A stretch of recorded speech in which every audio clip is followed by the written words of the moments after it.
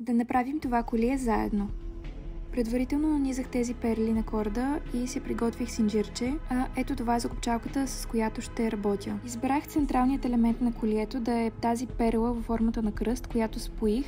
Поих я с метал под формата на балончета. След като почистих добре перлата, я полирах с полираща кърпичка.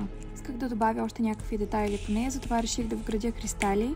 Първо маркирах местата, където искам да сложа кристалите с маркер, а след това с дремела си пробих дупчици, в които да вградя самите кристали. Ето тук вече започвам да слагам лепило и да вграждам кристалчетата. И ето как изглеждат всички кристали. Тук изпичам с UV фенерче и перлата е готова. Последната стъпка е да сглобя всички елементи от колието и да сложа перлата като централен елемент. Слагам хълкички, слагам закопчалката и слагам и перлата в средата на колието.